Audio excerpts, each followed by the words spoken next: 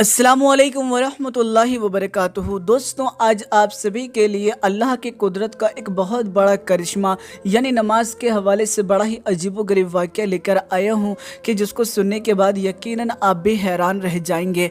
दोस्तों, हम सभी जानते हैं कि अल्लाह ताला ने इस सरज़मीं के ऊपर बेशुमार मखलूक को पैदा फरमाया और तमाम मखलूकों में सबसे अफजल जो है वो इंसान है। इंसान को अल्लाह ताला ने अपनी इबादत के लिए पैदा किया, लेकिन इंसान आज किस तरीके से खो गया है कि उसे खुद नहीं अंदाज़ा कि वो कभी मरने वाला है। दोस्तों, बहर हम वाक़े का आगाज़ करते हैं। आप सभी को बता दूं, किसी शहर के अंदर 3 दोस्त रहा करते थे। तीनों ही दोस्त एक दूसरे से बड़ी मोहब्बत किया करते थे।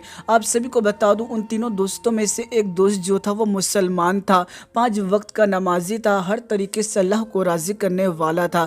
आपको बता दूं, एक दिन दोनों गैर मुस्लिम दोस्त जो होते हैं वो इस चीज़ का फ़ैसला करते हैं कि बहुत दिन हो चुके हैं, हम जंगल घूमने के लिए नहीं गए हैं, क्यों ना एक मर्तबा हम जंगल में घूम कर आएँ, कुछ दिन वहाँ पर गुजारें, तभी हम इस चीज़ का अंदाज़ा लगा पाएंगे कि शहर की ज़िंदगी और जंगल की ज़िंदगी में कितना फ़र्क है। दोस्तों, दोनों दोस्त जो थे वो राज़ी हो गए और फिर उसके बाद वो अपने मुसलमान दोस्त के पास आए और आकर ये बात कहने लगे कि हम दोनों ने फ़ैसला किया है कि हम जंगल में कुछ दिन गुजारेंगे और वहाँ के हालात जानेंगे। दोस्तों, ये जो मुसलमान शख्स था वो ये बात कहने लगा कि फजूल के काम मत करो, क्योंकि इसमें कोई फ़ायदा नहीं, तुम वहाँ जाकर क्या करोगे, बेहतर ये है कि तुम यहीं रहकर कुछ काम धंधा करो और अपनी ज़िंदगी को बेहतर बनाने की कोशिश करो। मेरे प्यारे दोस्तों, दोनों दोस्त जो थे वो बहुत ही ज़्यादा ज़िद करने लगे अपने तीसरे दोस्त से यानी मुसलमान से कि तुम भी हमारे साथ चलो, एक मर्तबा की बात है, उसके बाद हम फिर कभी नहीं जाएंगे। दोस्तों, ये जो मुसलमान दोस्त था ये बहुत ही ज़्यादा इसरार के बाद आखिरकार मान ही गया, क्योंकि ये तीनों दोस्त जो थे वो बहुत ही ज़्यादा पक्के दोस्त थे और ये मुसलमान शख्स जो था वो मना न कर पाया।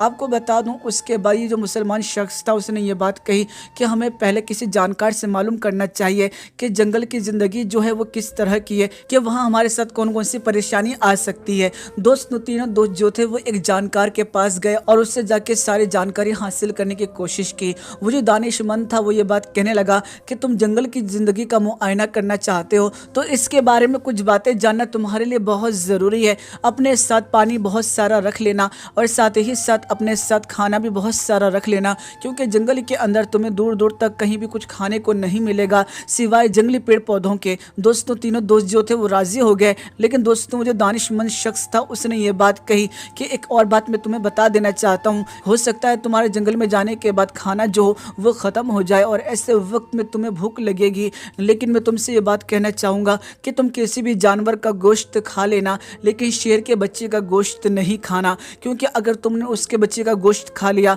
तो ऐसे वक्त में तुम बहुत परेशानी में आ जाओगे और शेरनी यकीनन तुमसे बदला लेगी और तुम्हारा खात्मा कर देगी। शेरनी की सूंघने की ताकत बहुत ज़्यादा होती है, इसीलिए तुम उससे बच नहीं पाओगे। बेहतर यह है कि ज़रूरत पड़ने पर तुम हर एक चीज़ खा सकते हो, जो भी चीज़ तुम्हारे जिस्म को ताकत दे, लेकिन शेर के बच्चे को ना खाना। दोस्तों, उनमें से एक मुसलमान दोस्त जो था वो ये बात कहने लगा कि मज़हब इस्लाम के अंदर तो वैसे भी शेर का गोश्त खाना जो है वो हराम है, मैं तो हरगिज़ नहीं खाऊंगा, बाकी इन दोनों का पता नहीं। वो दोनों दोस्त जो थे वो भी ये बात कहने लगे कि हाँ हाँ हम भी नहीं खाएंगे। और फिर दोस्तों, उस दानिशमंद शख्स ने कुछ और भी बातें बताई। वो सारी बातें सुनने के बाद तीनों दोस्त जो थे वो जंगल की तरफ रवाना हो गए। पहले दिन जब जंगल में घुसे तो ऐसे वक्त में कुछ देर चलने के बाद इनकी हालत ख़राब होने लगी, क्योंकि इनको इतना चलने की आदत नहीं थी। आपको बता दो, इनको भूख बहुत ज़्यादा लगी, तो ऐसे वक्त में इन्होंने अपना खाना वगैरह निकाला, खाना खाया, पानी वानी पिया, लेकिन खाना जितनी मिकदार में लाए थे वो ज़्यादा से ज़्यादा 1 से 2 दिन का खाना था और ऐसे वक्त में उनको 1 आध हफ्ता और रहना था। ऐसे वक्त में थोड़ा परेशान होने लगे कि अगर खाना अभी ख़त्म हो जाएगा तो बाकी वक्त हम कैसे गुजारेंगे। लेकिन दोस्तों, उन लोगों ने फ़ैसला किया कि जंगल में जो भी चीज़ हमें मिलेगी हम उसको खा के गुजारा कर लेंगे और पानी अगर हमें कहीं तालाब मिला तो वहाँ से पी लेंगे। दोस्तों, तीनों दोस्त जो थे वो खाना वाना खाने के बाद रात में आराम करने लगे। फिर हुआ कि अगले सुबह फिर से वो जंगल के अंदर यहाँ से वहाँ घूमने लगे। आपको बता दूँ, काफ़ी देर घूमने के बाद फिर वही हालत हुई कि भूख लगने लगी और जितना खाना था वो तमाम का तमाम जो था वो उन्होंने उस वक्त में ही खा लिया, यानी 2 दिन के अंदर ही तमाम खाना जो था वो पूरे तरीके से ख़त्म हो गया। अब हुआ यह कि तीसरा दिन आ गया। तीसरे दिन इनके पास कोई खाना वगैरह मौजूद नहीं था, तो इन्होंने ये फ़ैसला किया क्यों ना हम किसी जानवर को पकड़ लें और उसका गोश्त भून कर खाएं।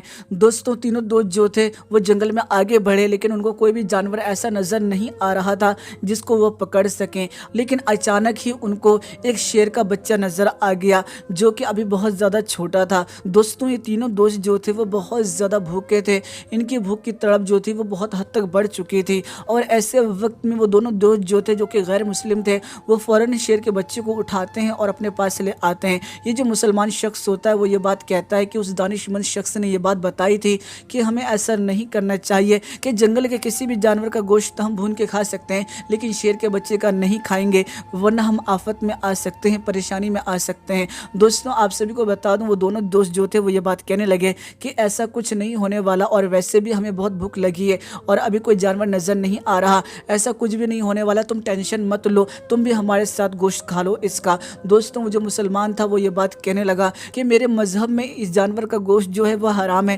میں ہرگز نہیں کھا سکتا، تمہیں کھانا ہے تو کھا لو، لیکن میں پہلے تمہیں آگاہ کر دیتا ہوں کہیں کوئی پریشانی نہ آ جائے۔ دونوں دوست جو تھے وہ نہیں مانے اور ایسے وقت میں شیر کے بچے کو انہوں نے ذبح کیا اور اس کے بعد اس کا گوشت جو تھا اس کو بھون کر کھا لیا۔ دوستوں آپ سبھی کو بتا دوں رات کا وقت آ گیا، یہ جو مسلمان شخص تھا یہ نماز کی ادائیگی کرنے کے لیے بیٹھ گیا، اللہ کے حمد و ثنا میں لگ گیا۔ دوسری جانب یہ دونوں دوست جو تھے وہ کھا پی کر بڑھیا سے سو چکے تھے۔ آپ سبھی کو بتا دوں شیرنی نے اپنے بچوں کو تلاش کرنا شروع کیا لیکن شیرنی کا بچہ کہیں بھی نہیں مل رہا تھا۔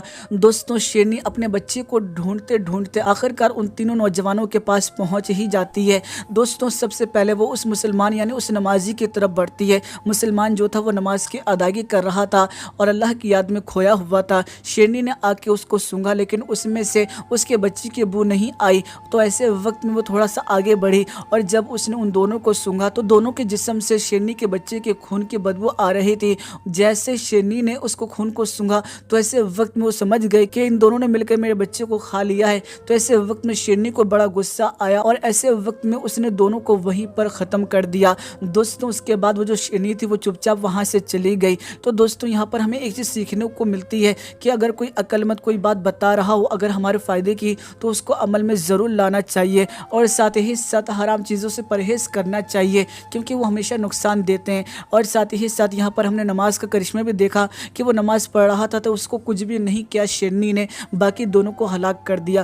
بہرحال دوستوں یہ واقعہ میں نے آپ کو صرف عبرت کے طور پر سنایا ہے۔ ویڈیو پسند آئی ہوگی تو ویڈیو کو لائک کرنے کے بعد اس ویڈیو کو زیادہ سے زیادہ شیئر کیجیے گا اور ہمارے یوٹیوب چینل کو ضرور سبسکرائب کیجیے گا۔ تو دوستوں پھر ملاقات ہوگی ایک نئی ویڈیو میں، جب تک کے لیے اجازت چاہتا ہوں، اللہ حافظ۔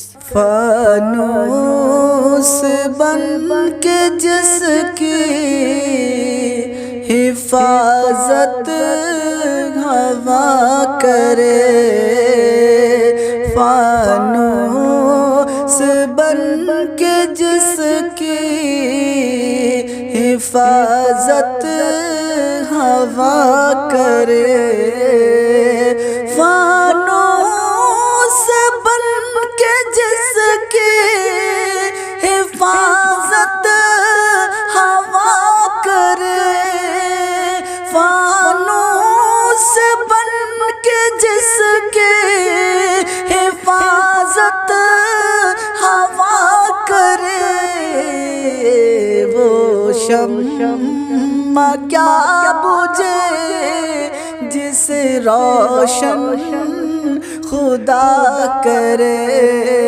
وہ شمع کیا بجھے جسے روشن خدا کرے، فانوس بن کے جس کی حفاظت ہوا کرے۔